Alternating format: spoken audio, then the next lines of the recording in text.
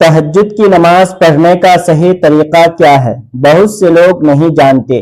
अक्सर लोग तहज्जुद की नमाज पढ़ते तो हैं लेकिन चंद गलतियां करते हैं। तहज्जुद की नमाज की नीयत कैसे करेंगे? तहज्जुद की नमाज में सूरह इखलास कितनी बार पढ़नी होती है? 8 मरतबा, 6 मरतबा, 4 मरतबा या फिर 2 मरतबा? तहज्जुद में कोई और सूरत पढ़ सकते हैं या नहीं? क्या तहज्जुद के लिए सोना जरूरी है या बगैर सोए भी हम तहज्जुद की नमाज पढ़ सकते हैं? तहज्जुद की नमाज का वक्त कब शुरू होता है और कब तक रहता है? उसका अफजल वक्त कौन सा है? तहज्जुद की नमाज की कितनी रकात अदा कर सकते हैं? ये तमाम तर बातें आज की इस एक ही वीडियो में आप लोगों के साथ शेयर करने जा रहा हूं। इसलिए इस वीडियो को आपने बिल्कुल भी स्किप नहीं करना। इंशाअल्लाह अज़्ज़वजल इसी एक ही वीडियो से आपको बहुत कुछ सीखने को मिलेगा और आपकी बहुत सारी गलतफहमियां दूर हो जाएंगी। मोहतरम नाज़रीन, तहज्जुद की नमाज बहुत ही फजीलत वाली नमाज है।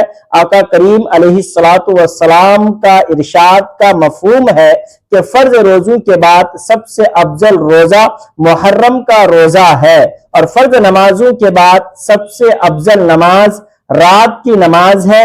यानी फर्ज रोजों के बाद नफल रोजों में सबसे अफजल रोजा मुहर्रमुल हराम का है और फर्ज नमाज के बाद सबसे अफजल नमाज यानी नफल नमाजों में सबसे अफजल नमाज नमाज तहज्जुद है। इसलिए हमें तहज्जुद की नमाज जरूर अदा करनी चाहिए। इससे अल्लाह का कुर्ब हासिल होता है और अल्लाह रब्बुल आलमीन को यह नमाज बहुत ज्यादा पसंद है।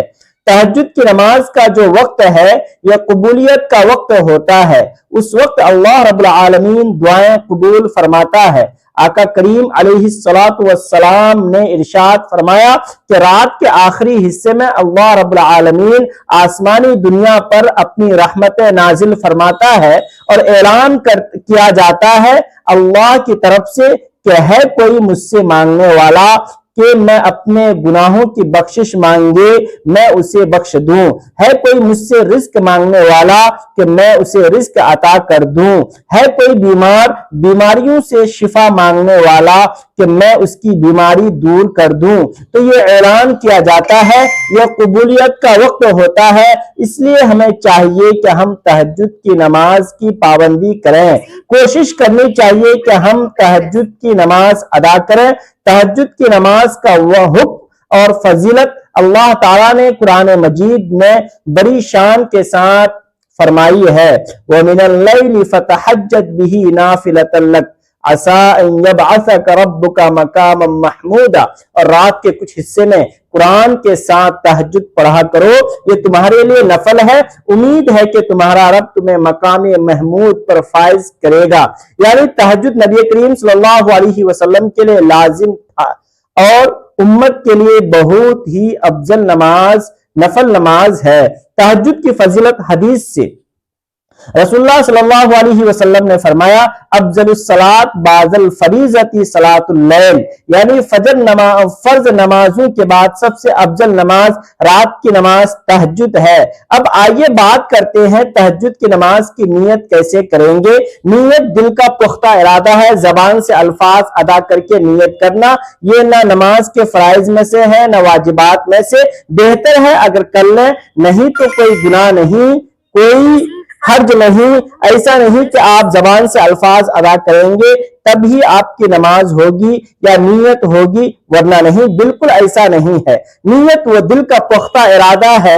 आपने दिल में इरादा कर लिया, दिल में कह दिया कि मैं तहज्जुद की नमाज पढ़ रहा हूं या पढ़ रही हूं, बस इतना काफी है। जबान से अल्फाज अदा करके नीयत करना जरूरी नहीं है। आप नीयत करें कि मैंने 2 रकात तहज्जुद की नमाज की नीयत की वास्ते अल्लाह तबारक व तआला के मुंह मेरा काबा शरीफ की तरफ। नियत करने के बाद आप नमाज शुरू कर देंगे। अब तहज्जुद के हवाले से मैं यहां पर कुछ अहम और जरूरी बातें अर्ज करना चाहता हूं कि क्या तहज्जुद के लिए सोना जरूरी है। देखिए, इसमें उलमा किराम का इख्तिलाफ है। बाज उलमा किराम फरमाते हैं कि इसके लिए सोना जरूरी नहीं है और बाज फरमाते हैं کہ اس کے لیے سونا ضروری ہے۔ اصل جو ہے وہ تہجد کی نماز بیدار ہونے کے بعد جو نماز ادا کی جائے وہ تہجد کی نماز ہے۔ جو علماء فرماتے ہیں کہ اس کے لیے سونا ضروری نہیں ہے، وہ بھی یہی کہتے ہیں کہ افضل یہ ہے کہ نیند سے بیدار ہو کر تہجد کی نماز ادا کی جائے۔ اگر آپ کو نیند نہیں آتی یا آپ سوئے نہیں ہیں تب بھی آپ تہجد کی نماز پڑھ لیتے ہیں تو اللہ رب العالمین آپ کو تہجد کا ضرور ثواب عطا فرمائے گا۔ حضرت ابن عباس رضی اللہ تعالی عنہ سے روایت ہے کہ رسول اللہ صلی اللہ علیہ وسلم کبھی رات کے شروع میں، کبھی درمیان میں اور کبھی اخیر میں تہجد پڑھتے تھے، لہذا سونا افضل ہے، شرط نہیں۔ محترم ناظرین، اب یہاں پر بات کرتے ہیں کہ تہجد کی نماز کا وقت کب شروع ہوتا ہے اور کب تک رہتا ہے۔ دیکھیے، تہجد کی نماز کا وقت جب آپ عشاء کے 4 فرض ادا کر لیتے ہیں، آپ کے لیے تہجد کا وقت شروع ہو گیا اور رات کے کسی بھی حصے میں آپ نیند سے بیدار ہو کر اٹھ کر تہجد کی نماز ادا کر سکتے ہیں۔ اس کا آخری وقت طلوع فجر ہے، یعنی جیسے ہی فجر کی نماز کا وقت شروع ہو گیا اب تہجد کی نماز کا وقت ختم ہو جائے گا، یعنی جب تک فجر کا وقت نہیں ہوا آپ تہجد پڑھ سکتے ہیں۔ جیسے ہی فجر کا وقت شروع ہو گیا، عشاء کا وقت ختم ہوا تو تہجد کا وقت بھی ختم ہو جائے گا۔ اسی طرح اس کا افضل وقت وہ رات کا آخری حصہ ہے، یعنی جو سحری کا وقت ہوتا ہے، یہ سب سے افضل وقت ہے۔ اس وقت تہجد کی نماز ادا کرنا سب سے افضل ہے، کیونکہ اس وقت اللہ رب العالمین آسمانی دنیا پر اپنی رحمتیں نازل فرماتا ہے اور اس وقت اعلان کیا جاتا ہے، جس طرح میں نے پہلے حدیث کا مفہوم بیان کیا۔ اب ہم بات کرتے ہیں کہ تہجد کی نماز کی کتنی رکعات ہم پڑھ سکتے ہیں۔ ناظرین، تہجد کی نماز آپ 2 رکعات بھی پڑھ سکتے ہیں، 4 بھی پڑھ سکتے ہیں، 8 بھی پڑھ سکتے ہیں۔ اسی طرح 12 رکعات بھی نبی کریم صلی اللہ تعالی علیہ وسلم سے ثابت ہیں۔ آپ کے پاس وقت زیادہ ہے، آپ 6 رکعت پڑھ لیں، 4 رکعت پڑھ لیں، 8 رکعت پڑھ لیں، اسی طرح 12 رکعت بھی پڑھ سکتے ہیں۔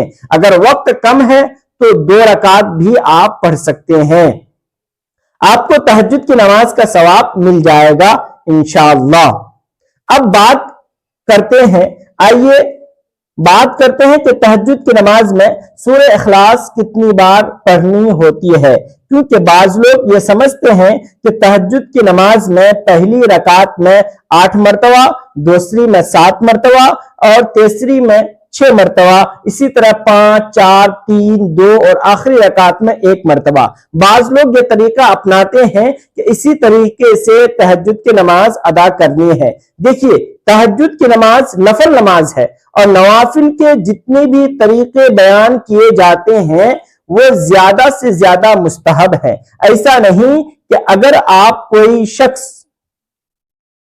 سورہ اخلاص 8 ہی مرتبہ پڑھے گا پہلی رکعت میں تو تب ہی نماز ہوگی، ورنہ نہیں، ایسا بالکل بھی نہیں ہے۔ تہجد کی نماز میں سورہ اخلاص چاہے 1 ہی مرتبہ آپ پڑھ لیں، پہلی رکعت میں 1 مرتبہ پڑھیں اور ہر رکعت میں 1 ہی مرتبہ پڑھتے جائیں، تب بھی آپ کی تہجد کی نماز ہو جائے گی۔ اسی طرح تہجد کی نماز میں سورہ اخلاص کے علاوہ بھی اگر کوئی سورت آپ پڑھتے ہیں تو آپ کی نماز تب بھی ہو جائے گی۔ مجھے امید ہے کہ آپ کی یہ جو چند ایک کنفیوژن تھی، چند ایک غلط فہمیاں اور مسائل جو آپ جاننا چاہتے تھے، میں نے آپ لوگوں کے ساتھ شیئر کر دیے ہیں۔